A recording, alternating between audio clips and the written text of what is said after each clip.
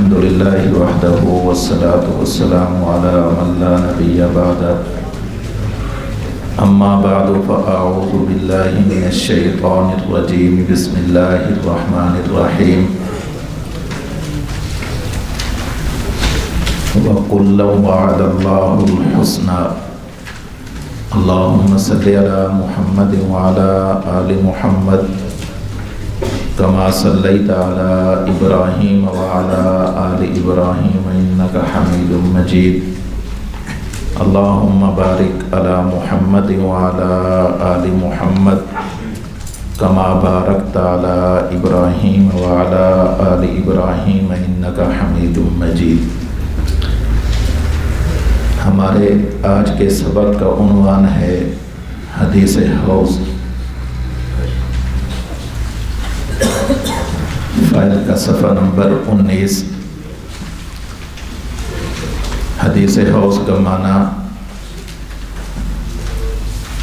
کہ اللہ کے رسول صلی اللہ علیہ وسلم نے یہ بات ارشاد فرمائی، جب قیامت کا دن ہوگا میں حوض کوثر پر پہنچ جاؤں گا،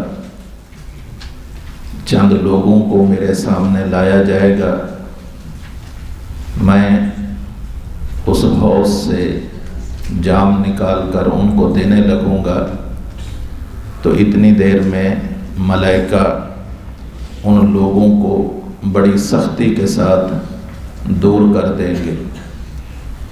تو اس وقت میں اللہ رب العزت سے عرض کروں گا، یا ربی اصحابی، اے اللہ یہ تو میرے اصحاب ہیں. تو اللہ رب العزت ارشاد فرمائیں گے، انک لا علم لک، میرے پیغمبر آپ کو معلوم نہیں، بما احدثوا بعدک، ان لوگوں نے آپ کے بعد کیسے کیسے کام کیے تھے.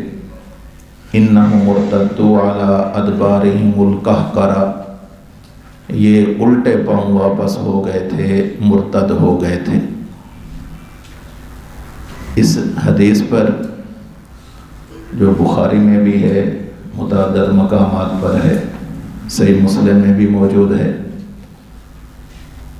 اس حدیث پر گستاخان صحابہ، منکرین صحابہ یہ اعتراض کرتے ہیں کہ دیکھیں اللہ کے نبی صلی اللہ علیہ وسلم کے بعد صحابہ کرام علیہ باللہ مرتد ہو گئے تھے، اور روایت بخاری میں موجود ہے، انہم مرتدوا علی ادبارہم القہقرہ، یہ لوگ اپنے الٹے پاؤں واپس لوٹ گئے تھے.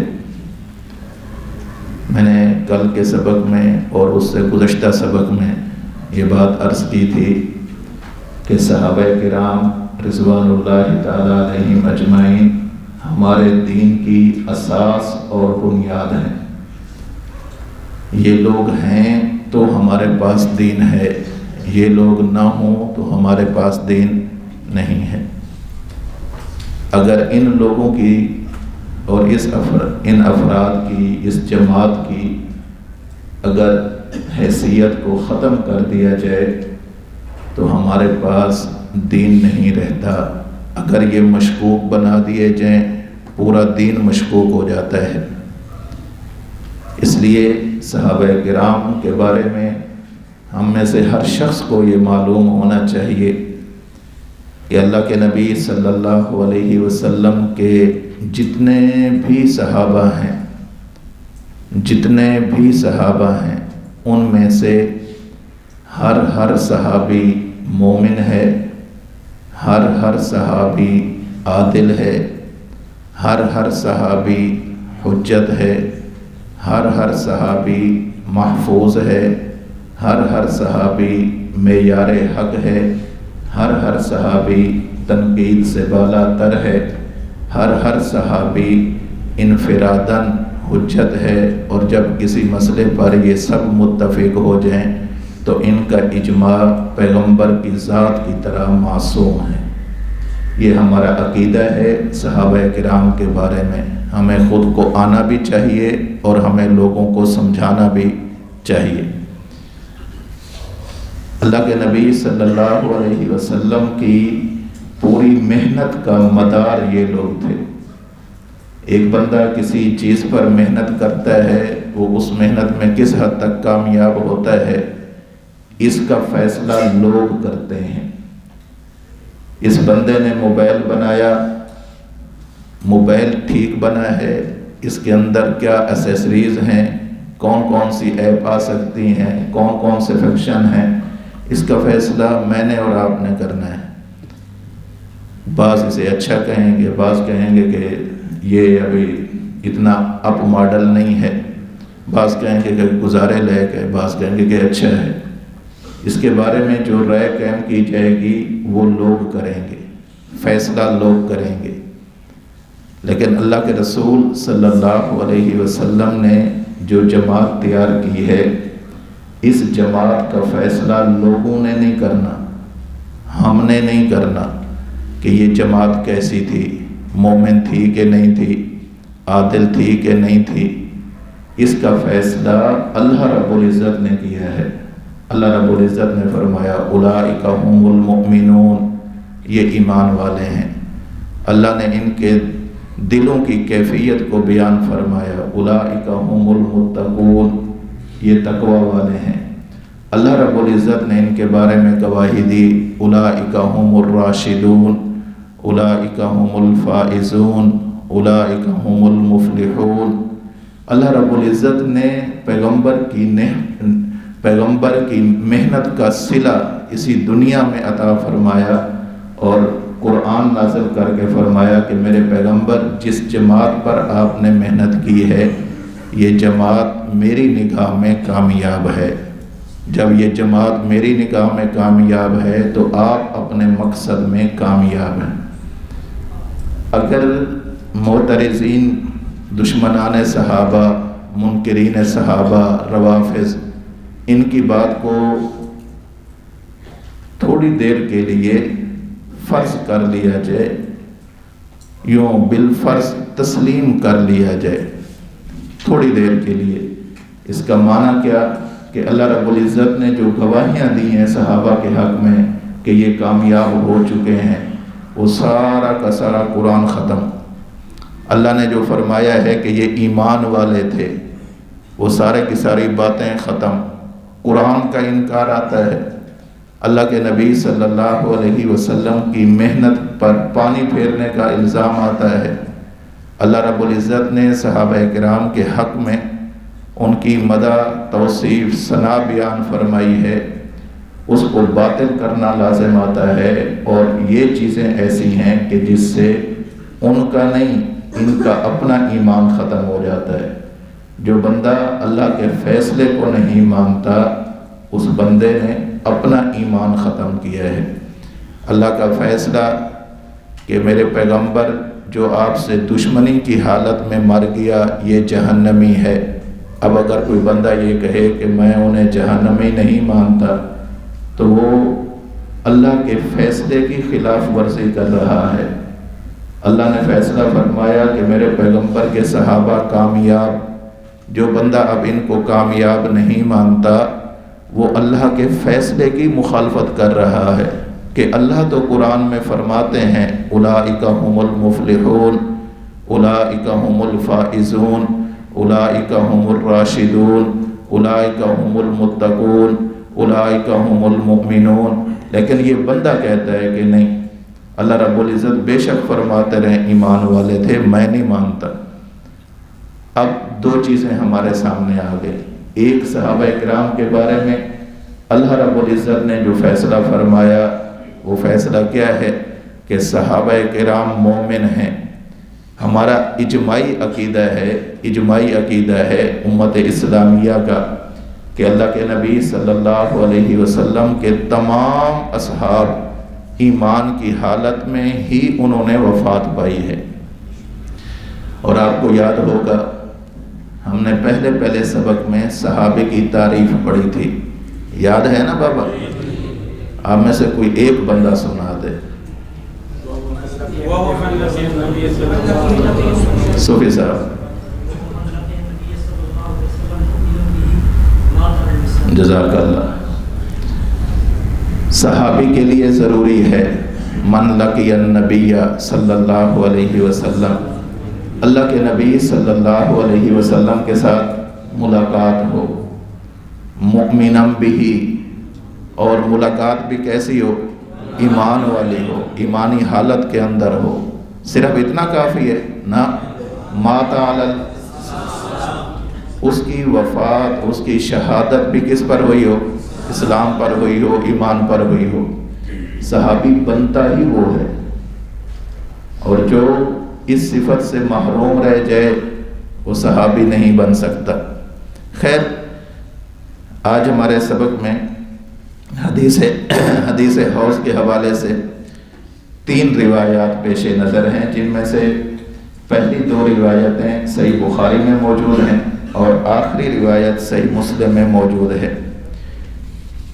پہلی جو صحیح بخاری کی روایت ہے وہ حضرت ابو ہریرہ رضی اللہ تعالی عنہ سے مروی ہے.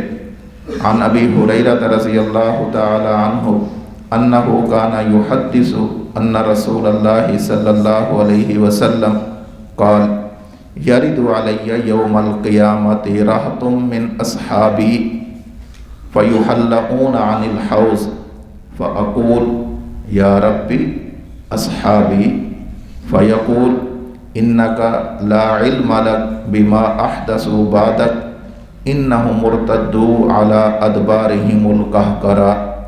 صحیح بخاری باب فی الحوض وقول اللہ تعالی انا اعطیناک الکوثر. دوسری روایت صحیح بخاری حضرت عبداللہ ابن مسعود رضی اللہ تعالی عنہ سے مروی ہے. قال عبداللہ قال النبی صلی اللہ علیہ وسلم انا فرطکم علی الحوض لیرفعن الی رجال منکم حتی اذا احویت لاناولهم اختلجوا دونی فاقول ای ربی اصحابی یقول لا تدری ما احدثوا بعدک. تیسری روایت حضرت اسماء بنت ابی بکر رضی اللہ تعالی عنہما ان سے مروی ہے.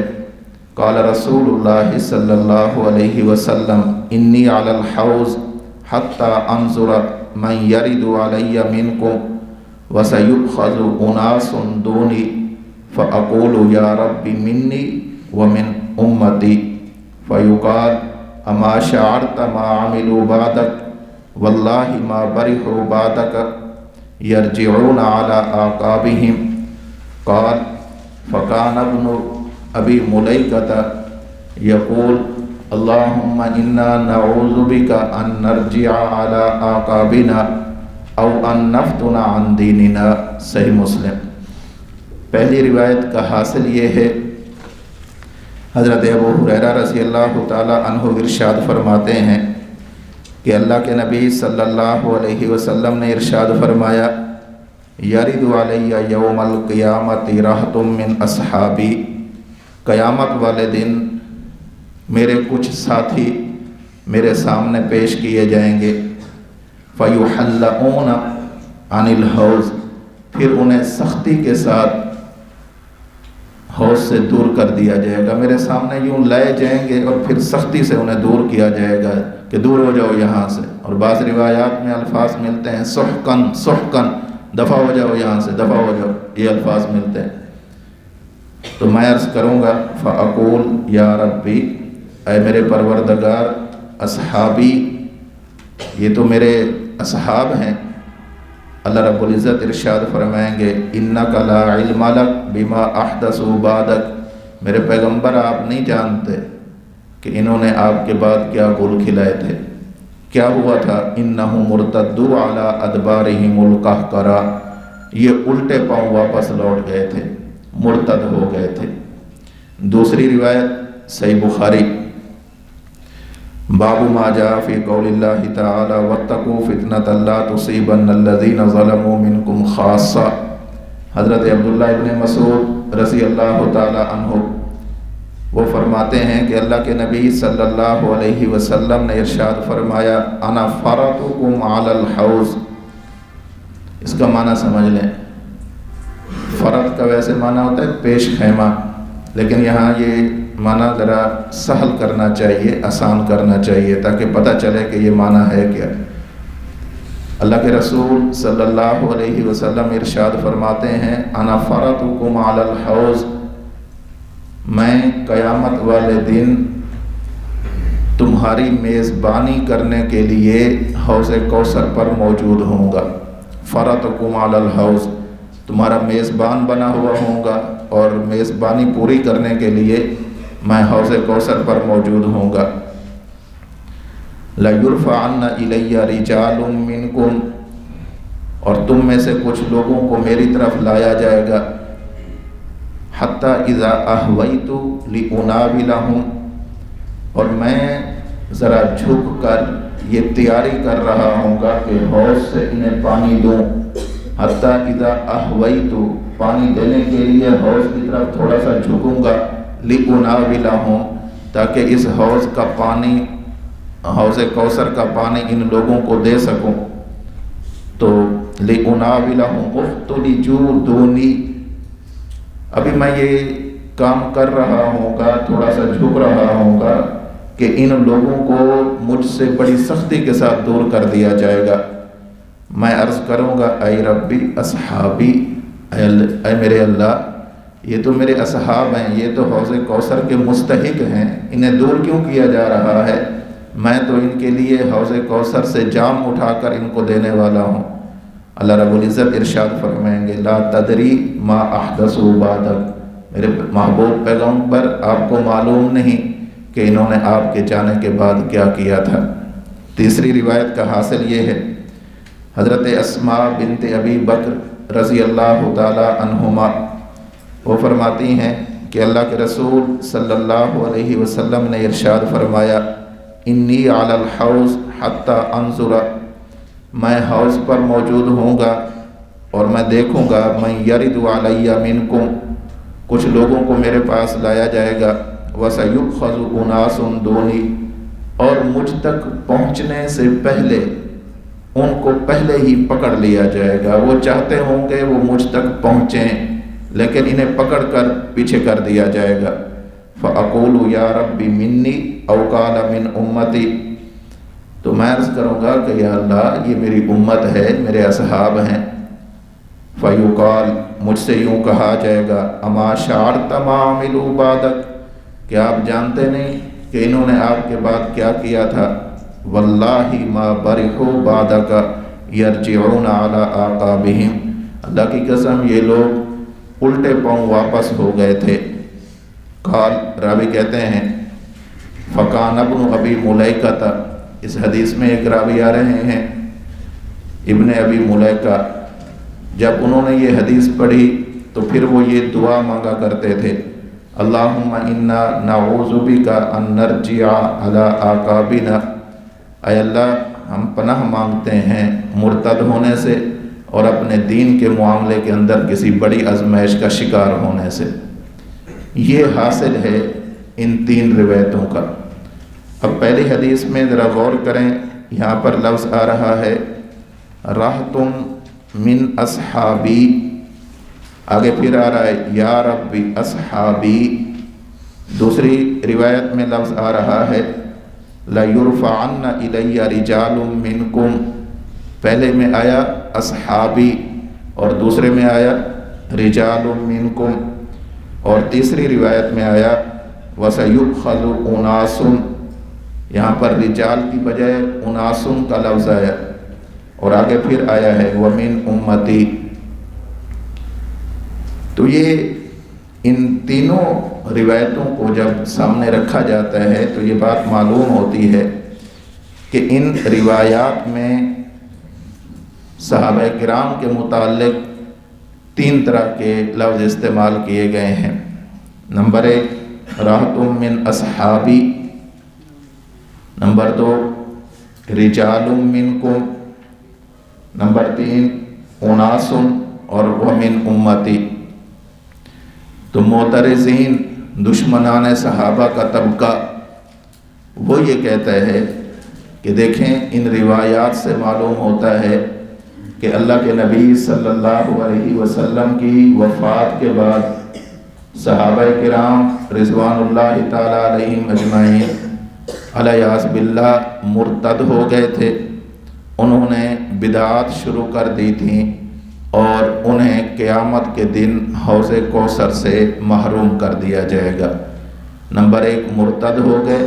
نمبر 2 انہوں نے ایسے کام کیے جو پیغمبر کی تعلیمات کے مطابق نہیں تھے.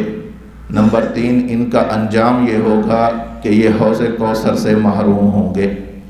یہ اعتراض ہے صحیح بخاری اور صحیح مسلم کی مذکورہ روایات پر. پہلی بات یہ ذہن میں رکھیں، ہم نے صحابی کی تعریف ہی وہ کی ہے، ہم صحابی مانتے ہی اسے ہیں. نمبر 1 من لقی النبی صلی اللہ علیہ وسلم مؤمنا بہ مات علی. اگر اس میں ان روایات میں یہ ہے کہ وہ مرتد ہو کر مرے، ہم انہیں صحابی مان رہے ہیں؟ ہمارے ہاں وہ صحابی ہے ہی نہیں. باقی یہ الگ بات ہے کہ ان کے بارے میں اللہ کے رسول کیوں فرما رہے ہیں اصحابی اے ربی اصحابی، اس کا جواب آگے آ رہا ہے. لیکن بنیادی بات کیا ہے کہ اتنی بات تو یقینی ہے کہ اس سے مراد صحابہ نہیں ہو سکتے. کیوں؟ اس لیے کہ صحابی کی تعریف ہی کیا ہے کہ مات علی الاسلام، اس کی وفات بھی کس پر ہوئی ہو؟ اسلام پر، ایمان پر ہوئی ہو.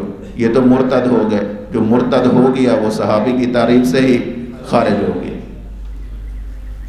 نمبر 2 یہ حدیث پاک ہے.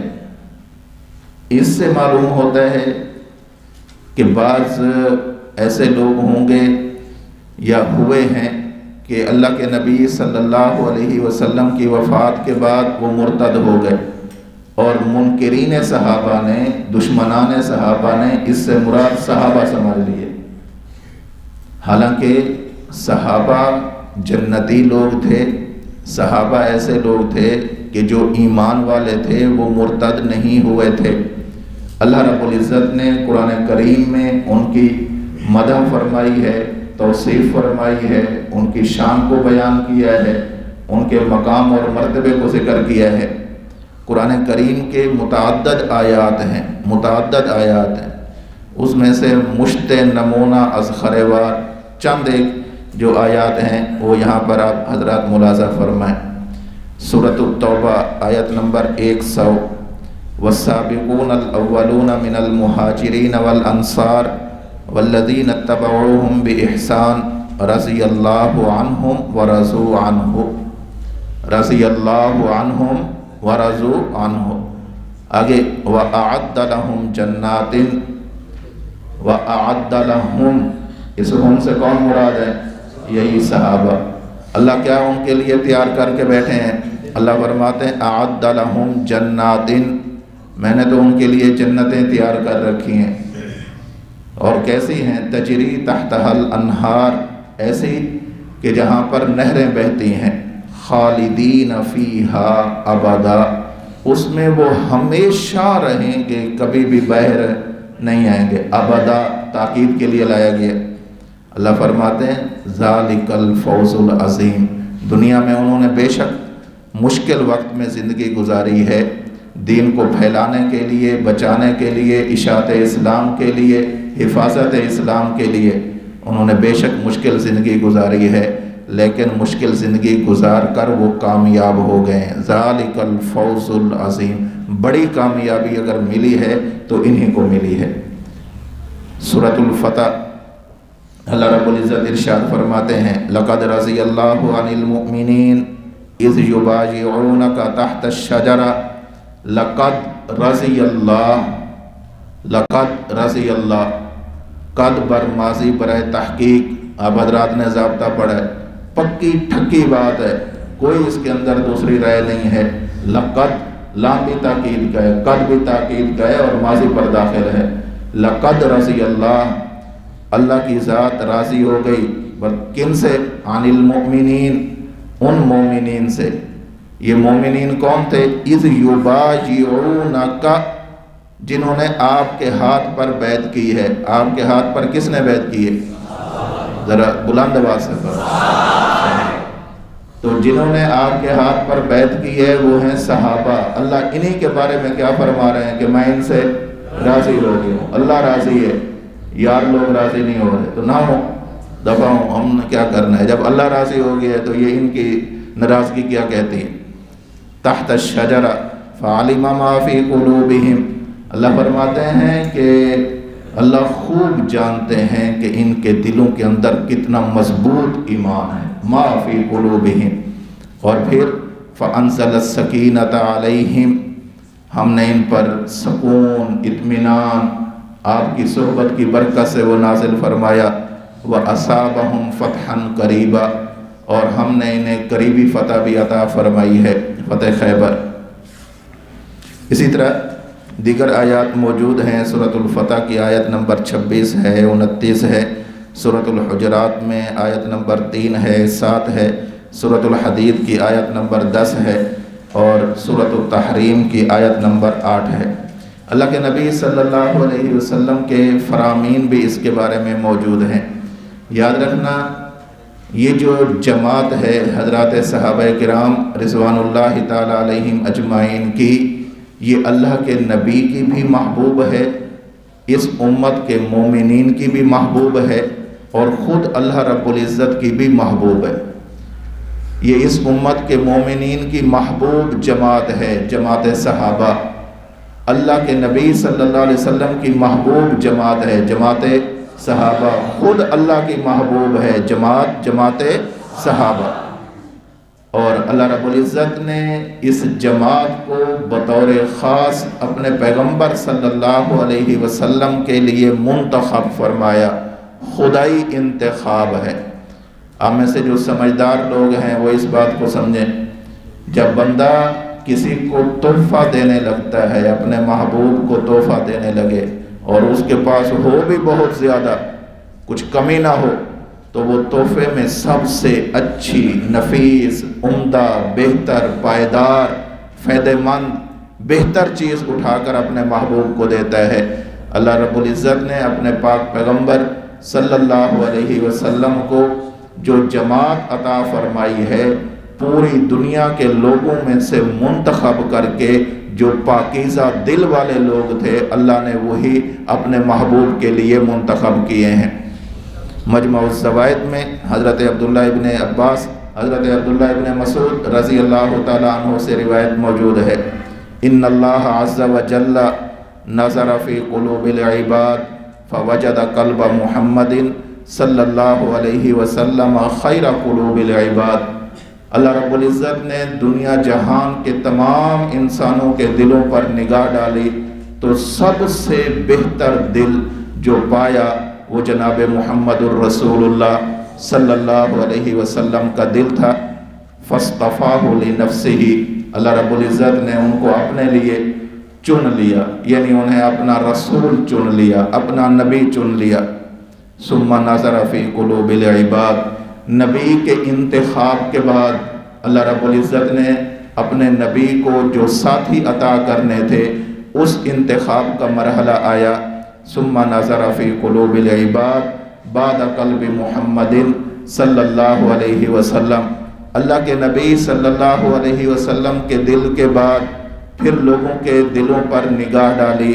فوجد قلوب اصحابہ خیر قلوب العباد، تو ان پوری دنیا کے انسانوں میں سے جو سب سے زیادہ اچھے دل رکھنے والے تھے، خیریت والے تھے، بہتر تھے، بہترین تھے، عمدہ ترین تھے، انہی لوگوں کو اللہ رب العزت نے فجعلہم وزراء نبیہ صلی اللہ علیہ وسلم اپنے محبوب کے صحابیت کے لیے منتخب فرمایا۔ جیسے نبوت خدا کا انتخاب ہے، بالکل اسی طرح یہ صحابیت بھی خدا کا انتخاب ہے۔ صحابہ پر اعتراض ہو یا اللہ کے نبی پر اعتراض ہو، یہ اعتراض نہ اللہ کے نبی پر ہوتا ہے نہ اللہ کے نبی کے صحابہ پر ہوتا ہے۔ جب نبی کا انتخاب اللہ نے فرمایا تو جو بندہ نبی پر اعتراض کرے گا در حقیقت اعتراض نبی پر نہیں بلکہ اس نبی کو چننے والی ذات اللہ رب العزت پر ہو رہا ہے۔ اسی طرح جو لوگ اللہ کے نبی صلی اللہ علیہ وسلم کے صحابہ بن گئے، یہ اپنی مرضی سے نہیں بنے، یہ اپنے اختیار سے نہیں بنے، اللہ رب العزت کا انتخاب تھا۔ اب جو بندہ حضرات صحابہ کرام پر اعتراض کرتا ہے، انگلی اٹھاتا ہے، تان و تشنیع کرتا ہے، ان پر طرح طرح کی باتیں کرتا ہے، انہیں مطعون ٹھہرانے کی کوشش کرتا ہے، ان پر تنقید کرتا ہے، ان پر جملے کستا ہے، انہیں مومن نہیں مانتا، عادل نہیں مانتا، حجت نہیں مانتا، محفوظ نہیں مانتا، معیار حق نہیں مانتا، ان کی حجیت کو تسلیم نہیں کرتا، تو وہ در حقیقت صحابہ پر اعتراض نہیں، صحابہ کو منتخب کرنے والی ذات اللہ رب العزت پر اعتراض کر رہا ہوتا ہے۔ اور یہ ہم نہیں کہہ رہے، یہ کوئی جذباتی باتیں نہیں ہیں، یہ حقائق ہیں جو اللہ کے نبی صلی اللہ علیہ وسلم نے بیان فرمائے ہیں۔ یہ وہ حقائق ہیں جو خود اللہ رب العزت نے ارشاد فرمائے ہیں۔ اللہ فرما رہے ہیں اولئک ھم المؤمنون حقا، یہ مومن ہیں، پکے سچے مومن ہیں۔ اللہ فرماتے ہیں کہ یہ کامیاب مومن ہیں، اللہ فرماتے ہیں تقوی والے مومن ہیں، اللہ فرماتے ہیں کل وعد اللہ الحسنى، سب کے سب جنتی ہیں۔ اب جو بندہ انہیں مومن نہ مانے، عادل نہ مانے، حجت نہ مانے، تنقید سے بالا تر نہ مانے، معیار حق نہ مانے، تو وہ صحابہ پر اعتراض نہیں کر رہا، صحابہ کو منتخب کرنے والی ذات اللہ رب العزت کی ذات پر وہ تنقید کر رہا ہے، اعتراض کر رہا ہے۔ صحابہ دشمنی ایسی بڑی بیماری ہے جو صرف صحابہ تک نہیں رہتی، اس کا اثر اللہ کے نبی کی ذات پر بھی پڑتا ہے بلکہ اس کا اثر خود خدا پر بھی پڑتا ہے۔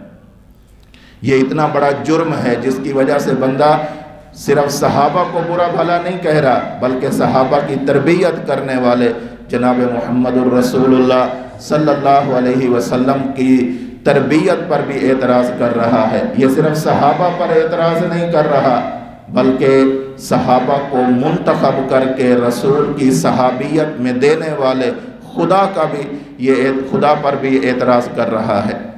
اور یاد رکھنا یہ طبقہ امت کا افضل ترین طبقہ ہے، افضل ترین طبقہ ہے صحابہ کرام کا۔ اس امت میں بہت نیک لوگ آئے ہیں، اس امت میں بہت پارسا لوگ آئے ہیں، اس امت میں اب بھی ہیں، پہلے بھی تھے، بعد میں بھی ہوں گے۔ بڑے بڑے اولیاء آئے، بڑے بڑے فقہاء آئے، مجتہدین آئے، محدثین آئے، مفسرین آئے، فقہاء آئے، اولیاء اللہ آئے، بہت بڑے بڑے عابدین زاہدین لوگ پیدا ہوئے ہیں، لیکن ان تمام کے سردار اگر کوئی ہے امت کے اندر تو وہ حضرات صحابہ کرام رضوان اللہ تعالی علیہم اجمعین ہے۔ اور یہ بات بھی جذباتی بات نہیں ہے، محض عقیدت والی بات نہیں ہے، یہ عقیدے والی بات ہے، محض عقیدت نہیں۔ اور حضرت عبداللہ ابن مسعود رضی اللہ تعالی عنہ سے روایت موجود ہے، تفسیر بغوی میں سورہ یوسف کی آیت نمبر 110 کے تحت حضرت عبداللہ ابن مسعود رضی اللہ تعالی عنہ کی یہ روایت موجود ہے، من کان مستنن فلیستن بمن قد مات فإن الحی لا تؤمن علیہ الفتنة اولئک اصحاب محمد صلی اللہ علیہ وسلم کانوا افضل هذه الامہ۔ یہ اصحاب محمد وہ ہیں جو اس امت کے افضل ترین لوگ ہیں۔ نشانی کیا ہے؟ ابرہا قلوبا، ان کے دل نیکیوں سے بھرے ہوئے ہیں، اعمقہا علما، انہیں دین کا علم اور تفقہ حاصل ہے اور بڑی گہرائی کے ساتھ حاصل ہے، مراد خدا اور مراد رسول کو سمجھنے والے لوگ ہیں، اقلہا تکلفا، ان کی زندگی سادگی کی خوگر ہے، یہ بڑی سادہ زندگی گزارنے والے ہیں، دنیا کے اس طرح کی باتوں سے بہت دور ہیں۔ قوم اختارہم اللہ لصحبت نبیہ صلی اللہ علیہ وسلم، قومن تنوین تعظیم کی آ رہی ہے، ایسی عظیم الشان قوم ہے، ایسی عظیم الشان قوم ہے کہ جنہیں اللہ رب العزت نے اپنے محبوب جناب نبی کریم صلی اللہ علیہ وسلم کی صحبت کے لیے خود منتخب فرمایا ہے۔ اور ان کا کام کیا ہے؟ وَلِإِقَامَةِ دِينِهِ، اور انہوں نے دین کی اقامت کرنی ہے۔ اقامت کا معنی اشاعت بھی ہے، اقامت کا معنی اشاعت کے ساتھ حفاظت بھی ہے، اقامت کا معنی اشاعت اور حفاظت کے ساتھ غلبہ بھی ہے۔ اقامت دین کہ انہوں نے اللہ کے نبی سے دین کو سیکھا بھی ہے، عمل بھی کیا ہے، لوگوں تک پہنچایا بھی ہے، دین کو پہنچایا بھی ہے، اور دین کو اس دنیا پر غالب کر کے حکمرانی کر کے گئے ہیں۔ فَعَارِفُوا لَهُمْ فَضْلَهُمْ، لوگوں خیال کرنا، حضرت عبداللہ ابن مسعود رضی اللہ تعالی عنہ فرماتے ہیں فَعَارِفُوا لَهُمْ فَضْلَهُمْ، ان کی فضیلت کو اچھی طرح جاننا، وَاتَّبِعُوا عَلَىٰ آثَارِهِمْ، انہی کے نقش قدم پر چلنا، وَتَمَسَّكُوا بِمَا اسْتَطَعْتُم مِّنْ أَخْلَاقِهِمْ وَسِيَرِهِمْ، اور جہاں تک تم سے ہو سکے انہی جیسے اخلاق اپنانا، انہی جیسی سیرت اور کردار کو اپنانا۔ کیوں؟ فَإِنَّهُمْ كَانُوا عَلَى الْهُدَى الْمُسْتَقِيمِ، اس لیے کہ یہ لوگ سیدھے راستے پر تھے، وہی سیدھا راستہ جو جنت کی طرف جا رہا تھا، جس راستے پر اللہ رب العزت نے اپنے انبیاء کو چلایا، اسی راستے پر یہ صحابہ چلے ہیں۔ تم نے بھی اگر اسی راستے پر چلنا ہے جس راستے پر رسول جا کر جنت میں جائیں گے، تو صحابہ کے پیچھے پیچھے چلے آؤ۔ یہ صحابہ نبی والے راستے پر جا رہے ہیں، جہاں نبی جنت میں جائیں گے، صحابہ انبیاء کی اقتداء میں جنت میں جائیں گے، اور اگر تم نے صحابہ کی اقتداء کر لی تو تم بھی صحابہ کی اقتداء میں وہیں پہنچو گے جہاں صحابہ پہنچیں گے، اور صحابہ وہیں پہنچیں گے جہاں انبیاء پہنچیں گے، اور انبیاء جنت میں پہنچیں گے تو صحابہ بھی جنت میں، اور جب صحابہ جنت میں تو صحابہ کی اتباع کرنے والے لوگ بھی انشاءاللہ جنت میں۔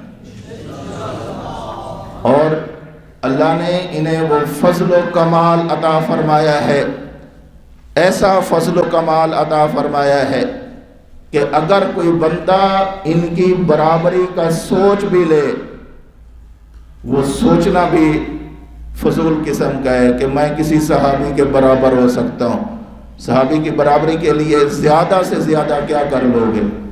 قرآن کا حفظ کر لو گے، نفل پڑھ لو گے، عمرے کر لو گے، حج کر لو گے، حدیث پاک کو یاد کر لو گے، اللہ اللہ کر لو گے، ذکر اذکار کر لو گے، نیک کام کر لو گے، عمل ہی کر لو گے نا۔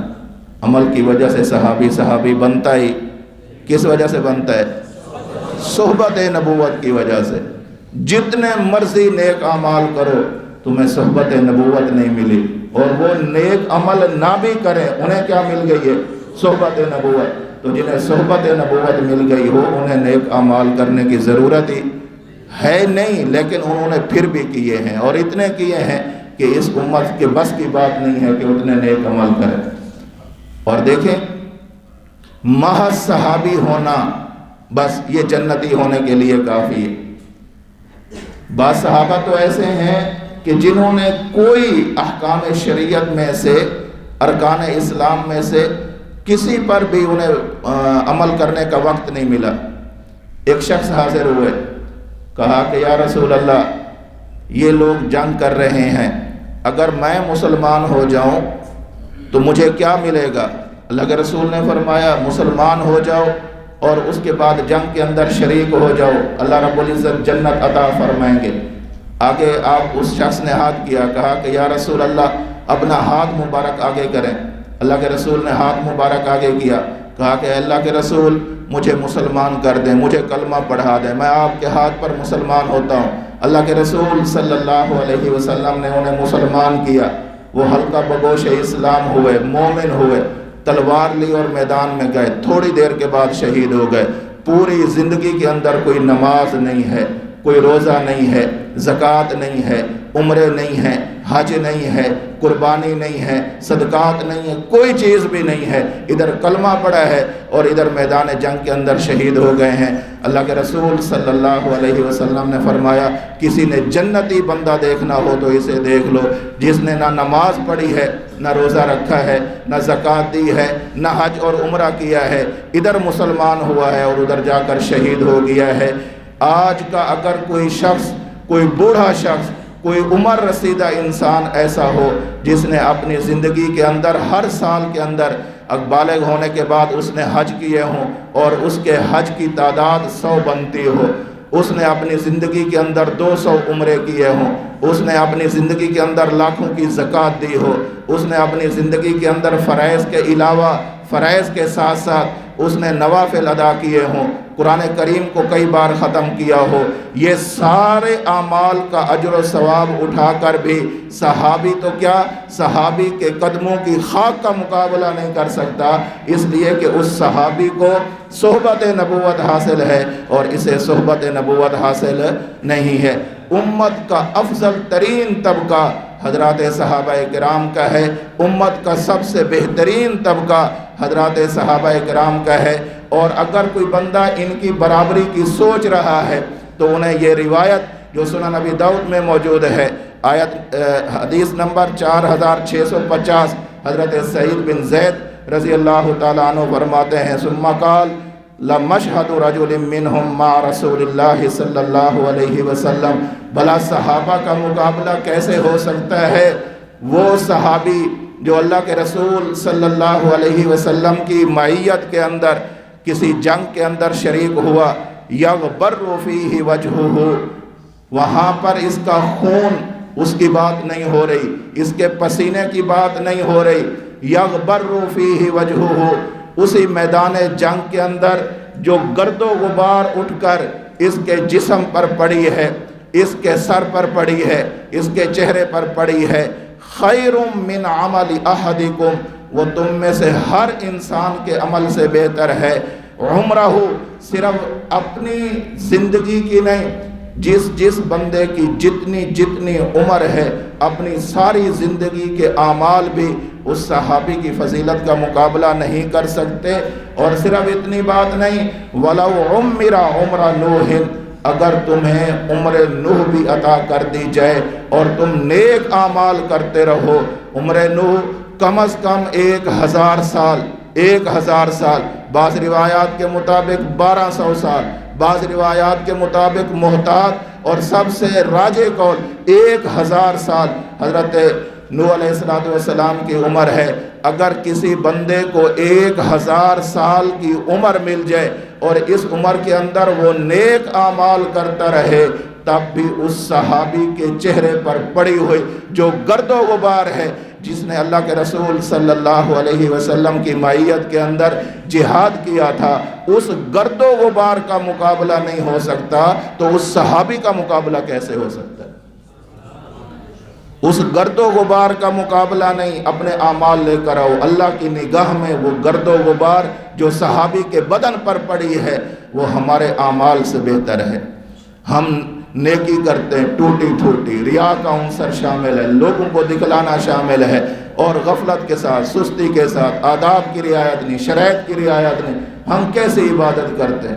لیکن اگر کوئی کر بھی لے اچھی طرح عبادت کرے، اخلاص کے ساتھ کرے، تب بھی اس کی اخلاص والی عبادت ساری زندگی کی عبادت، اور زندگی بھی کتنی، حضرت نوح علیہ السلام جتنی عمر بھی مل جائے، 1000 سال بھی مل جائیں، تب بھی اگر یہ ساری زندگی کے اعمال لے کر جائے تو صحابی تو چھوڑو، صحابی کے چہرے پر پڑی ہوئی جو گرد و غبار ہے اس کا بھی مقابلہ نہیں ہو سکتا۔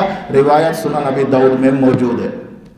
یہ جذباتی باتیں نہیں، میں پھر عرض کر رہا ہوں، یہ جذباتی اور محض عقیدت والی باتیں نہیں ہیں، یہ باتیں ہیں عقیدے والی باتیں ہیں۔ اور انہیں یہ مقام کیوں ملا؟ عبادت کی وجہ سے ملا؟ نہ، صحبت نبوت کی وجہ سے ملا ہے۔ حضرت امام محی الدین یحییٰ بن شرف النووی 676 میں ان کی وفات ہے، وہ فرماتے ہیں وَأَنَّ مَنْ صَحِبَ النَّبِيَّ صلی اللہ علیہ وسلم وَرَاءَهُ مَرَّةً مِّنْ عُمْرِهِ وَحَصَلَتْ لَهُ مَزِيَّةُ الصُّحْبَةِ अफज़लु मिन कुल्लि मन यअती बादहु फ़इन्न फ़ज़ीलत अस्सुहबति ला यादिलुहा अमलु, कि सहाबियत की जो फजीलत हासिल हुई है, इस सहाबियत की फजीलत का मुकाबला और बराबरी दुनिया जहान का कोई अमल नहीं कर सकता। हजार आप नेकियां करें, लाखों नेकियां करें, अरबों खरबों नेकियां करें, और एक नहीं, एक दिन नहीं, 2 दिन नहीं, 10 साल, 20 साल, 100 साल, यहाँ तक कि आप 1000 साल भी करें तो सहाबी के मकाम तक कोई बंदा भी नहीं पहुँच सकता। क्यों नहीं पहुँच सकता? इसलिए कि उन्हें सोहबत नबूवत हासिल है, उन्हें सोहबत नबूवत हासिल है। और ये सोहबत नबूवत इतनी बरकत वाली चीज़ है कि जिसके लिए अल्लाह रब्बुल इज़्ज़त ने इन्हें मखसूस अफराद का इंतखाब फरमाया। हमारे लिए इतना काफ़ी कि अल्लाह रब्बुल इज़्ज़त ने इस दौर में भी हमें अपने महबूब का कलमा पढ़ने की तौफीक नसीब फरमाई। हमारे लिए इतना एजाज़ भी कम नहीं कि अल्लाह ने हमें ईमान की दौलत अता फरमाई। हमारे लिए इतना एजाज़ कम नहीं कि हम कुरान करीम की तिलावत करते हैं, कुरान करीम को तजवीद के साथ पढ़ते हैं, पढ़ाते हैं, कुरान करीम की तफसीर करते हैं, मुराद खुदाबंदी खुद भी पढ़ते हैं, लोगों को बताते हैं। ये बातें सारी अपनी जगह पर हैं, लेकिन ये वो लोग थे जो कुरान को उतरता हुआ देख रहे थे, जो जिब्रील अमीन के नुज़ूल को देख रहे थे। ये वो लोग थे कि जिनके बारे में आयात आ रही होती थी कि आपके सहाबा जन्नती हैं, आपके सहाबा मोमिन हैं, आपके सहाबा कामयाब हैं, आप पर कलमा पढ़ने वाले ये जो आपके साथ सहाबा हैं, अल्लाह इनसे राज़ी हो गया है। रज़ी अल्लाहु अन्हुम व रज़ू अन्हु। और अल्लाह के नबी सल्लल्लाहु अलैहि वसल्लम ने कई मकामात पर, अगर आप हदीस की किताबों में किताबुल मनाक़िब को शुरू करेंगे, जहाँ पर सहाबा किराम रिज़वानुल्लाहि ताला अलैहिम अजमाइन के फ़ज़ाइल और मनक़बत का तज़किरा होता है, आपको मिलेगा इस उम्मत में सबसे ज़्यादा अल्लाह के नबी सल्लल्लाहु अलैहि वसल्लम ने अगर किसी के बारे में खैर के कलिमात फरमाए हैं, एजाज़ के कलिमात फरमाए हैं, उनकी जन्नती होने की बशारतें दी हैं, तो वो हज़रात सहाबा किराम रिज़वानुल्लाहि ताला अलैहिम अजमाइन हैं। और दूसरी बात यह है कि ये जो हदीस हौज़ में बात आ रही है ना, यरजिऊन अला आकाबिहिम इन्नहुम मुर्तद्दू अला अदबारिहिम, ये अला अदबारिहिम अला आकाबिहिम, इस चीज़ को समझ लें। हमने शुरू में कहा कि इससे मुराद सहाबा हैं ही नहीं, इससे मुराद कौन है? मुनाफिकीन, वो लोग जो मुर्तद हो गए, मुनाफिक और जो मुर्तद हो गए। सहाबा है, जो मुर्तद हो जाए वो सहाबी रहता ही नहीं है, जो मुनाफिक हो वो सहाबी बनता ही नहीं। तो जो मुर्तद वो सहाबी थे ही नहीं, जो मुनाफिक वो सहाबी थे ही नहीं, उन्हीं के बारे में ज़ाहिरी तौर पर कहा जा रहा है कि ये तो मेरे असहाब लगते हैं। क्यों? इज़ा जाअकल मुनाफिकून क़ालू नशहदु इन्नका वल्लाहु यअलमु इन्नका, ये आकर कह रहे हैं इन्नका ला रसूल, और अल्लाह भी जानते हैं, लेकिन ये हैं झूठे। वल्लाहु यशहदु इन्नल मुनाफिकीना लकाज़िबून, ये उनकी बात सच्ची है कि झूठी है? एक मिनट ठहरिए। ये उनकी जो बात है, इज़ा जाअकल मुनाफिकून क़ालू नशहदु इन्नका, उनकी बात सच्ची है कि गलत है? बात सही है। अल्लाह क्या फरमाते हैं? झूठ बोलते हैं। क्या माना? ये सिर्फ ज़बान से कह रहे हैं, दिल से नहीं कह रहे। अगर कहना था तो दिल से कहते ना, इनके दिल में भी ये बात होती, इनके दिल में भी यही बात होती, ज़बान पर भी यही होती, ये सच्चे लोग होते। लेकिन इनके दिलों के अंदर है कुफर, ज़बान पर सिर्फ इस्लाम का इजहार कर रहे हैं, अपने इस अमल के अंदर झूठे हैं, अपनी बात में झूठे नहीं। बात समझ भी आ रही है कि नहीं आ रही? ये नहीं कि जो इन्होंने कहा है कि आप अल्लाह के रसूल हैं, ये झूठे हैं, इस वजह से झूठे नहीं, इनकी ज़बान और दिल आपस में बराबर नहीं हो रहा, इस वजह से झूठे हैं। हम भी कहते हैं ओ यार बड़ा मुनाफिक बंदा है, बड़ा झूठा आदमी है, तेरी ज़बान कुछ है, दिल कुछ है, तेरी नीयत कुछ होती है, काम कुछ करता है, बड़ा झूठा आदमी। हालांकि वो सच्ची बात भी कह रहा होता है, हम तब भी कहते हैं कि तू क्या है? झूठा है। तो ये झूठा कहना इस वजह से नहीं کہ انہوں نے یہ کہا تھا کہ آپ اللہ کے رسول ہیں اور ان کی یہ بات غلط ہو، نہ ان کی زبان ان کا دل کا ساتھ نہیں دے رہی، ان کے دل کے اندر تھا نفاق، ان کے دل کے اندر تھا کفر، ان کے دل کے اندر تھا اسلام کے علاوہ کوئی اور مذہب، اور پھر زبان سے اللہ کے نبی کی مجلس میں آ کر کیا کہتے تھے؟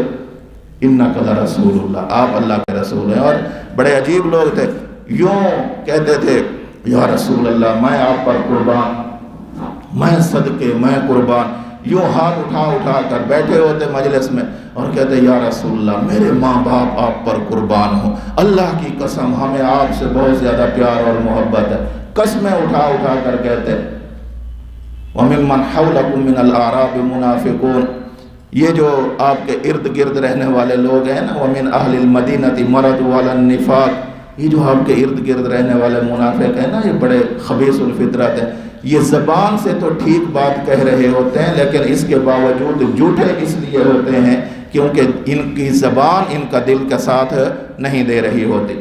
اور یہاں پر لفظ کیا ہے؟ یرجعون علی اعقابہم، یہ اپنے ایڑیوں کے بل واپس چلے گئے، علی اعقابہم، علی ادبارہم، یہاں پر اگر صلہ ہوتا عن یرجعون کا، اگر صلہ ہوتا عن یرجعون عن اعقابہم، ارتدوا عن اعقابہم، پھر اس کا معنی اور ہوتا، اس کا معنی یہ ہوتا کہ پہلے وہ مسلمان تھے پھر اسی سے واپس لوٹ گئے، لیکن یرجعون علی اعقابہم کا معنی یہ ہے کہ وہ پہلے مسلمان تھے ہی نہیں بلکہ کفر کی حالت میں آئے اور کفر کی حالت پر واپس پلٹ گئے۔ اگر یہ مومن ہو چکے ہوتے تو پھر ان کے لیے ہوتا یرجعون عن اعقابہم، کہ یہ پہلے مسلمان ہو گئے تھے اور مسلمان ہونے کے بعد یہ واپس پلٹ گئے، لیکن اللہ کے نبی صلی اللہ علیہ وسلم نے ان کے لیے جو لفظ استعمال فرمایا وہ لفظ استعمال فرمایا علی کا، یرجعون علی اعقابہم، کہ یہ لوگ اپنے پاؤں کے بل واپس مڑ گئے ہیں، یعنی آئے بھی کفر کی حالت میں تھے، جب واپس گئے ہیں تب بھی کفر کی حالت میں، یہ ایک لمحے کے لیے مسلمان ہوئے بھی نہیں تھے۔ اگر یہ ایک لمحے کے لیے مسلمان ہوتے، دل سے انہوں نے اس چیز کا اقرار کیا ہوتا، تو پھر اللہ کے نبی صلی اللہ علیہ وسلم ان کے لیے لفظ استعمال فرماتے یرجعون عن اعقابہم ارتدوا عن ادبارہم، ان کے لیے یہ الفاظ ہوتے، لیکن یہاں پر عن کی بجائے کیا لفظ موجود ہے؟ علی۔ علی کا معنی یہ ہے کہ یہ شروع سے مسلمان ہوئے بھی نہیں تھے، یہ صحابی ہوئے ہی نہیں تھے، انہوں نے صحابہ والا روپ دھار رکھا تھا، صحابہ والا روپ دھار رکھا تھا۔ جیسے کسی جگہ پر کوئی جاسوس چلا جائے، ہمارے ملک میں کسی دشمن ملک کا کوئی جاسوس آ جائے، وہ سب سے پہلے ہماری جیسی وضع قطع بنائے گا، ہم اس ملک کے شہری ہیں، ہم کیسے رہ رہے ہیں وہ دیکھے گا کہ ان کو ان کی وضع قطع کیا ہے۔ منافق بھی اسی طرح کے تھے، زبان سے وہی باتیں کہتے جو حضرات صحابہ اکرام کہہ رہے ہوتے، لیکن دل ہی دل کے اندر وَإِذَا خَلَوْا إِلَىٰ شَيَاطِينِهِمْ، جب اپنے سرداروں کے پاس واپس جاتے تو کہتے نہ ہم نے ان کے ساتھ ویسے ہی ایسے مذاق شذاق کیا ہے، باقی ہم ہیں آپ کے ساتھ ہی، آپ کو پریشان ہونے کی ضرورت نہیں ہے۔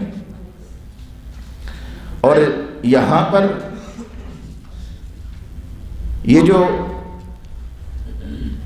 اس حدیث میں منافقین مراد ہیں، مرتدین مراد ہیں، یہ بات بھی کوئی آج نہیں کہی جا رہی، میں اور آپ نہیں کہہ رہے، میں اور میرا شیخ نہیں کہہ رہے، یہ آج کی بات نہیں ہے۔ جس وقت اس حدیث کو روایت کیا گیا، اس حدیث کے روایت کرنے والے حضرات محدثین نے اس حدیث کا معنی بیان کرتے وقت کہا کہ اس سے مراد مرتدین ہیں، اس سے مراد منافقین ہیں، اس سے مراد اہل بدعت ہیں، اس سے مراد صحابہ نہیں ہیں، اس سے مراد صحابہ نہیں ہیں۔ چنانچہ امام محی الدین ابو زکریا یحییٰ بن شرف النووی، انہوں نے شرح نووی کے اندر اس کے بارے میں 3 قول نقل کیے ہیں۔ نمبر 1، منافق اور مرتدین مراد ہوں، احدہما ان المراد به المنافقون والمرتدون، کہ اس سے اصحابی کے لفظ سے مراد وہ ہوں مرتد، وہ ہوں منافق۔ یہ ہم توجیہ بیان کر رہے ہیں یا امام نووی رحمہ اللہ بیان کر رہے ہیں؟ یہ آج کی بات نہیں، حدیث کو روایت کرتے وقت محدثین نے اس کا فیصلہ کر دیا تھا کہ اس سے مراد کون ہے۔ وہ بھی کہہ رہے ہیں کہ اس سے مراد صحابہ نہیں ہے، بلکہ اس سے مراد کون ہے؟ مرتدین ہیں، اور جو مرتد ہو وہ صحابی ہو ہی نہیں سکتا۔ اس سے مراد منافق ہیں، جو منافق ہو وہ صحابی ہوتا ہی نہیں ہے۔ نمبر 2، اس سے مراد وہ لوگ ہیں جو آپ صلی اللہ علیہ وسلم کے زمانے کے اندر آخر عمر کے اندر کچھ لوگ مسلمان ہوئے اور بعد میں مرتد ہو گئے۔ توجہ رکھنا، جن لوگوں کو اللہ کے رسول صلی اللہ علیہ وسلم نے کلمہ پڑھایا، جنہوں نے آپ کی شرف صحابیت کو حاصل کیا، یہ لوگ مرتد نہیں ہوئے۔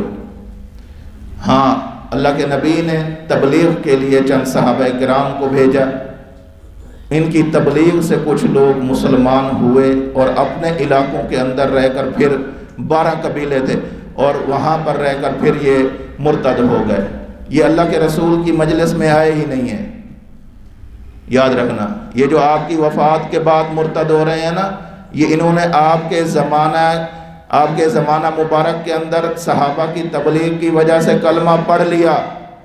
جب اللہ کے نبی کی وفات کی خبر آئی، انہوں نے کہا یہ کیا ہوا، نبی فوت ہو گیا، پھر ہم بھی واپس جاتے ہیں۔ یہ مرتد ہو گئے۔ مراد وہ لوگ ہیں، مراد صحابہ ہیں ہی نہیں۔ اور تیسری بات، یہاں پر یہ جو لفظ آ رہا ہے اصحابی کا، یا لفظ آ رہا ہے رجال منکم کا، یا لفظ آ رہا ہے اناسن کا، اس سے مراد صحابہ نہیں، اس سے مراد اس امت کے اہل بدعت ہیں۔ اہل بدعت ہیں۔ اہل بدعت نے اللہ کے نبی صلی اللہ علیہ وسلم کی تشریف لے جانے کے بعد اس دین کو اضافے کیے، اس دین کے اندر احکامات کے اندر اضافے کیے، بدعات ایجاد کی۔ تو یہی تو وجہ ہے کہ اللہ کے نبی صلی اللہ علیہ وسلم جب یہ فرمائیں گے نا کہ یا اللہ یہ تو میرے اصحاب ہیں، یعنی میرا کلمہ پڑھنے والے لوگ ہیں، ان کے چہرے وضو کی وجہ سے چمک رہے، تو اللہ رب العزت فرمائیں گے اِنَّكَ لَا عِلْمَ لَكَ بِمَا أَحْدَثُوا بَعْدَكَ۔ جب آپ چلے گئے تھے، آپ کے بعد یہ مسلمان تھے اور پھر انہوں نے دین کے اندر اضافے کیے تھے، یہ اہل بدعت مراد ہیں، صحابہ ہیں ہی نہیں۔ صحابی ہو اور بدعتی ہو ایسا تو نہیں ہو سکتا۔ صحابی کا تو عمل سنت بن جاتا ہے، علیکم بسنتی و سنت الخلفاء الراشدین، تم میرے صحابہ کرام کے نقش قدم پر چلو، ما انا علیہ و اصحابی، جو راستہ صحابہ کا ہوتا ہے اسے سنت کہا جاتا ہے، اسے بدعت۔ اور یہاں پر جو لوگ یہ کام کر رہے ہیں انہیں بدعت کہا جا رہا ہے، انہیں سنت۔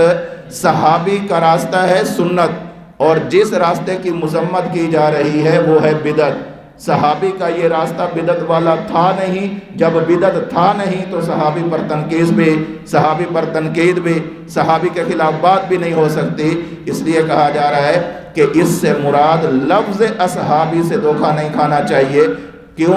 اس لیے کہ اصحاب کا لفظ ایسا ہے کہ جس کا اگر لغوی معنی دیکھا جائے تو ساتھیوں کو کہہ دیا جاتا ہے، ہم اثر لوگوں کو کہہ دیا جاتا ہے، بعد والے لوگوں کو کہہ دیا جاتا ہے، یہ اصحاب کا لفظ ایسا ہے۔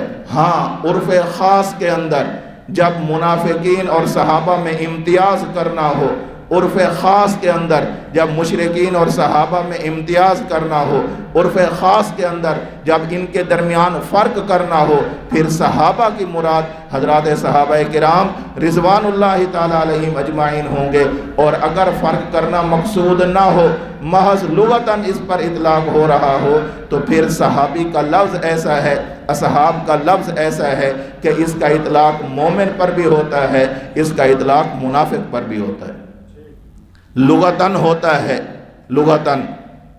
اور یہ میں نہیں کہہ رہا، اس کے بارے میں بھی روایت موجود ہے۔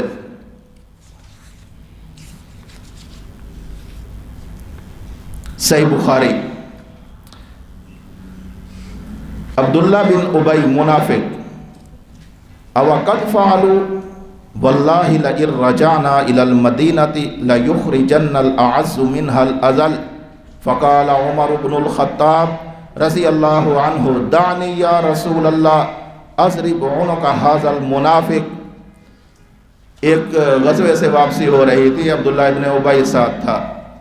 जब सफ़र से वापसी हो रही थी, आपस में किसी बात पर, इनकी आदत थी, तबीयत थी, शैतानत थी इनकी तबीयत के अंदर, कोई ना कोई गड़बड़ करते रहते, शरारत करते रहते।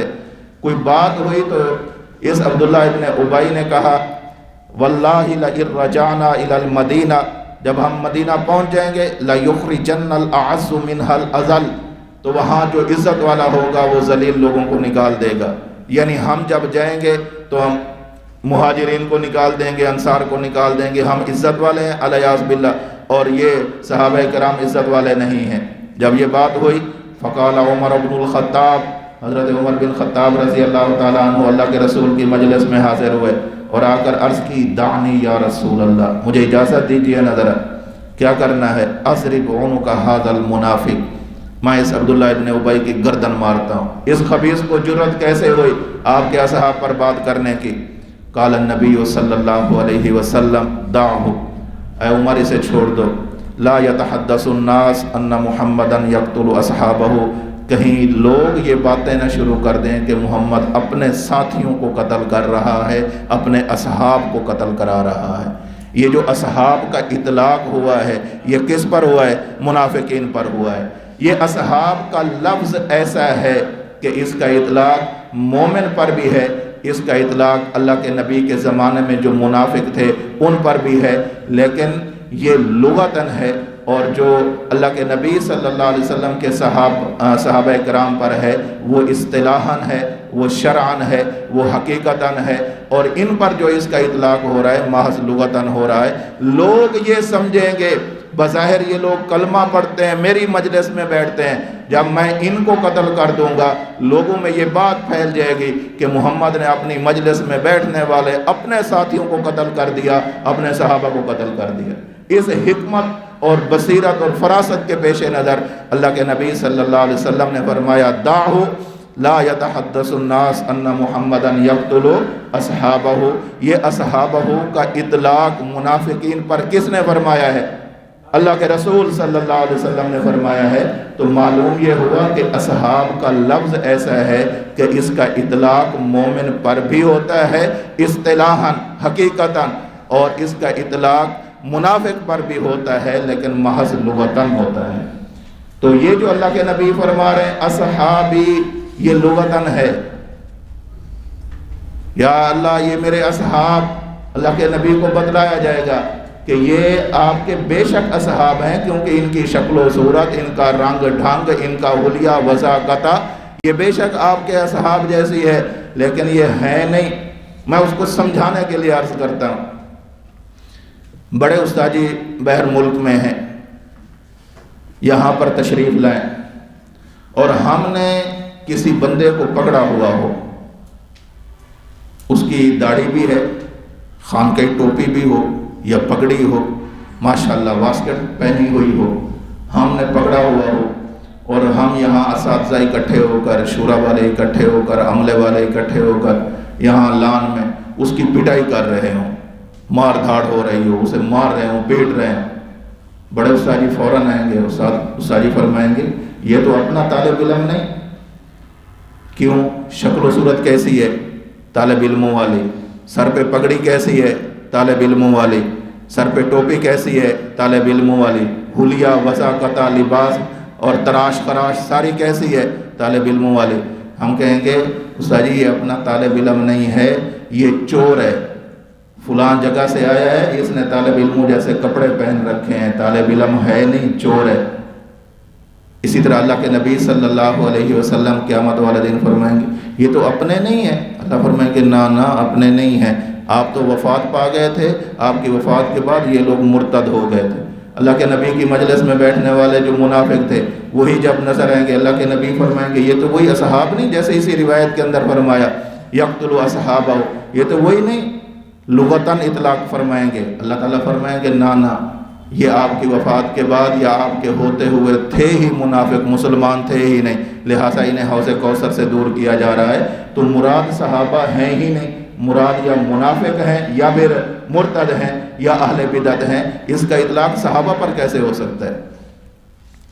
और फिर یہاں یہ بات بھی اچھی طرح ذہن میں رکھیں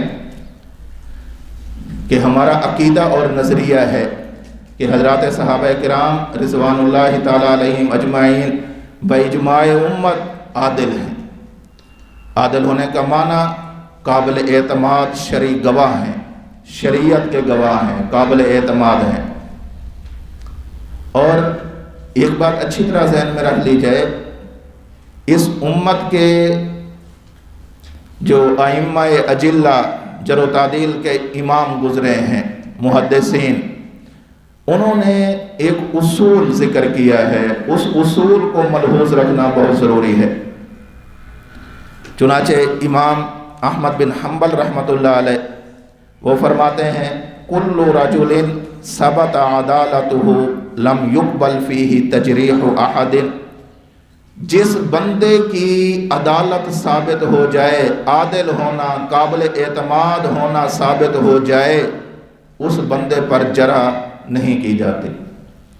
ثابت ہو جائے کہ یہ عادل ہے، ثابت ہو گیا امام اعظم ابو حنیفہ رحمۃ اللہ علیہ عادل ہیں، آج کوئی بندہ ان پر جرح کرے گا تو صحیح، لیکن یہ جرح قابل قبول نہیں ہوگی۔ ثابت ہو گیا کہ امام شافعی، امام مالک، امام احمد بن حنبل، امام بخاری، مسلم، نسائی، ترمذی، ابو داؤد، ابن ماجہ، یہ لوگ عادل ہیں، ثابت ہو گیا، ان کی عدالت ثابت ہو گئی۔ آج کوئی بندہ کھڑے ہو کر کہے کہ قرآن مقدس، بخاری مقدس، میں نہیں مانتا، اس کی اس جرح کو لیا ہی نہیں جائے گا۔ آج کوئی بندہ کھڑا ہو جائے میں امام شافعی، امام مالک کو نہیں مانتا، اس کی کیا حیثیت ہے؟ کیوں؟ اس لیے کہ وہ افراد ہیں کہ جن کی عدالت ثابت ہو گئی ہے، اور ان کی عدالت ثابت ہونے کے بعد اس کی جرح کے اندر کوئی وزن باقی ہی نہیں رہا۔ یہ اصول ہے، ائمہ حدیث نے ذکر کیا ہے، جس کی عدالت ثابت ہو جائے، اس کا عادل ہونا ثابت ہو جائے، اس پر جرح نہیں کی جاتی۔ امام سبکی رحمہ اللہ نے فرمایا ہے ان من ثبت عدالتہ و امامتہ و کثر مادحہ و ندر جارحہ وکانت هناك قرینۃ دالۃ علی سبب جرحہ من تعصب مذہبی او غیرہ فإنا لا نلتفت إلی الجرح فیہ ویعمل فیہ بالعدالہ، کہ اگر کسی شخص کی امامت ثابت ہو جائے کہ وہ مسلمانوں کا امام تھا، اس کی عدالت ثابت ہو جائے، اور اس کی مدح کرنے والے لاکھوں افراد ہوں، کروڑوں انسان ہوں، اور اس پر جرح کرنے والے ہوتے تو ہیں حسد کی وجہ سے جرح کرنے والے، وہ تھوڑی تعداد کے اندر ہوں، اور یہاں پر ایک قرینہ بھی موجود ہو کہ یہ جو لوگ اس شخص پر جرح کر رہے ہیں، یہ جرح تعصب مذہبی کی بنیاد پر ہے، اگر یہ بات بھی ثابت ہو جائے انا لا نلتفت الی الجرح فیہ، ہم اس کی جرح کی طرف التفات نہیں کریں گے، توجہ ہی نہیں کریں گے، حیثیت ہی نہیں دیں گے، وَيَعْمَلُ فِيهِ بِالْعَدَالَةِ، اور اسے عادل ہی سمجھتے رہیں گے، اسے عادل ہی سمجھتے رہیں گے۔ یہ ان دو اصولوں کو ذہن میں رکھیں کہ جس کی عدالت ثابت ہو جائے اس پر جرح کی نہیں جا سکتی، اگر کر لی جائے تو وہ قابل قبول نہیں۔ اب پوری امت کا اتفاقی اور اجماعی عقیدہ ہے کہ تمام صحابہ کرام عادل ہیں۔ جب ان کی عدالت ثابت ہو گئی، ثابت بھی دو چار لوگوں کے کہنے کی وجہ سے نہیں ہوئی، باجماع امت ہو گئی ہے، امت کے اہل اسلام کا اس بات پر اتفاق ہو گیا ہے کہ تمام کے تمام صحابہ عادل ہیں، الصحابۃ کلہم عدول، کہ تمام کے تمام صحابہ عادل ہیں۔ جب اس اجماع کے بعد اگر کوئی بندہ ان پر جرح کرتے ہوئے کہے کہ اللہ کے نبی صلی اللہ علیہ وسلم کے بعد صرف 3 بندے مسلمان رہ گئے تھے، الیاذ باللہ ثم الیاذ باللہ، باقی سب کے سب کافر ہو گئے تھے، تو اس کی جرح کس کھاتے کی ہے؟ یہ ایسے ہے جیسے قرآن کی کسی آیت پر جرح کی جائے۔ اجماع کو وہ درجہ حاصل ہے، اجماع کو وہ قوت حاصل ہے کہ اس اجماع پر کوئی چیز اثر انداز نہیں کرتی۔ یہ اتنی مضبوط دلیل ہوتی ہے کہ یہاں پر 2-4 کو چھوڑو 2000 بندہ بھی کہنا شروع ہو جائے کہ ہم صحابہ کرام کو نہیں مانتے، 2 لاکھ بندہ بھی کہنا شروع ہو جائے کہ ہم صحابہ کو نہیں مانتے، ان لوگوں کی بات کی کوئی حیثیت نہیں، اس لیے کہ 14 صدیوں سے پوری امت اس بات پر متفق ہے، لاکھوں کروڑوں اربوں کھربوں مسلمان اس بات پر متفق ہیں کہ اللہ کے نبی صلی اللہ علیہ وسلم کے تمام صحابہ اور کسی ایک کے نفی کے بغیر تمام کے تمام صحابہ عادل تھے۔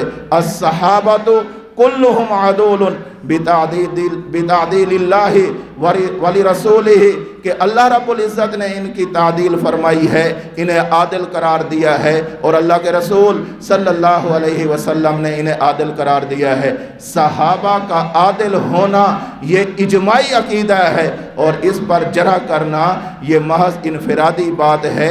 یہ انفرادی چیز اجماعی چیز کو باطل نہیں کر سکتی، چند لوگوں کے کہہ لینے سے حضرات صحابہ کرام متون نہیں ہو سکتے۔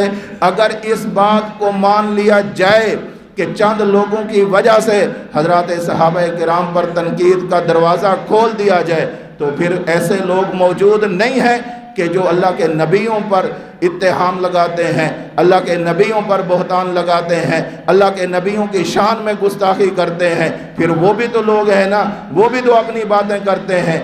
وہاں پر کیا جواب دیا جاتا ہے کہ ان انبیاء کی عصمت ایسی ہے جس پر پوری امت متفق ہو گئی ہے۔ چند لوگوں کے غیر معصوم کہہ لینے سے، چند لوگوں کے انبیاء کی شان میں گستاخی کر لینے سے امت کا اجماعی عقیدہ معصوم ہونے والا، امت کا اجماعی عقیدہ انبیاء کی عصمت والا وہ متاثر نہیں ہو سکتا۔ اسی طرح یہاں پر بھی امت کا اجماعی عقیدہ حضرات صحابہ کرام رضوان اللہ تعالی علیہم اجمعین کے محفوظ ہونے والا، عادل ہونے والا، اور ان کے حجت ہونے والا، معیار حق ہونے والا، تنقید سے بالا تر ہونے والا، مومن ہونے والا، جنتی ہونے والا، ان کے جو اجماع ہے وہ پیغمبر کی ذات کی طرح معصوم ہونے والا، اس اجماعی عقیدے پر بھی چند لوگوں کی باتوں کی وجہ سے کوئی اثر نہیں پڑتا۔ اور پھر یہ بات بھی ذہن میں رہے، حضرت امام ابو زرع رازی رحمہ اللہ وہ فرماتے ہیں کہ آپ کو ایسے لوگ نظر آئیں گے جو حضرات صحابہ کرام رضوان اللہ تعالی علیہم اجمعین پر تنقید کریں گے، لیکن ان کے بارے میں امت کا نظریہ کیا ہے؟ صحابہ پر سب و شتم کرنے والے، تنقید کرنے والے، ان کے متعلق یاوہ گوئی کرنے والے، ان کے متعلق ہذیان بکنے والے، ان کے بارے میں امت کا نظریہ کیا ہے؟ امت کا وہ فرماتے ہیں اذا رأیت الرجل، جب تم کسی ایسے بدبخت انسان کو دیکھو، یتقص احدا من اصحاب رسول اللہ صلی اللہ علیہ وسلم، کہ جو اللہ کے رسول صلی اللہ علیہ وسلم کے صحابہ میں سے کسی صحابی کی شان کو کم کرنے کی کوشش کر رہا ہو، فَعْلَمْ أَنَّهُ زِنْدِقٌ فَعْلَمْ أَنَّهُ زِنْدِقٌ فَعْلَمْ أَنَّهُ زِنْدِقٌ، تو تمہیں یہ بات اچھی طرح معلوم ہونی چاہیے کہ وہ بندہ مسلمان نہیں ہے، وہ زندیق بن چکا ہے۔ کیوں؟ وَذَلِكَ أَنَّ الرَّسُولِ عِنْدَنَا حَقٌ، اس لیے کہ ہمارے ہاں رسول برحق ہے، رسول نے گواہی دی ہے میرے صحابہ مومن، رسول نے گواہی دی ہے میرے صحابہ حجت، رسول نے گواہی دی ہے میرے صحابہ عادل، رسول نے گواہی دی ہے میرے صحابہ جنتی۔ اور دوسری چیز والقرآن حق، اور دوسری والقرآن حق، اور قرآن کریم بھی حق ہے۔ وَإِنَّمَا أَدَّى إِلَيْنَا هَذَا الْقُرْآنَ وَالسُّنَّةَ الصَّحَابَةُ، ہمیں قرآن پہنچانے والے لوگ بھی صحابہ ہیں، ہمیں اللہ کے نبی صلی اللہ علیہ وسلم کی سنت پہنچانے والے لوگ بھی صحابہ ہیں۔ اور یہ جو لوگ صحابہ پر تنقید کرتے ہیں، کیوں کرتے ہیں؟ وجہ، سبب، علت کیا ہے؟ فرماتے ہیں وَهَؤُلَاءِ يُرِيدُونَ أَن يَجْرَحُوا شُهُودَنَا، یہ ہمارے دین اسلام کے گواہوں پر جرح کرنا چاہتے ہیں۔ کیوں؟ لِيُبْطِلُوا الْكِتَابَ وَالسُّنَّةَ، تاکہ ان گواہوں پر جرح کر کے، ان کو مشکوک ٹھہرا کر کتاب اللہ کو باطل کرنے والی اپنی مذموم کوشش کے اندر کامیاب ہو سکے۔ کیوں؟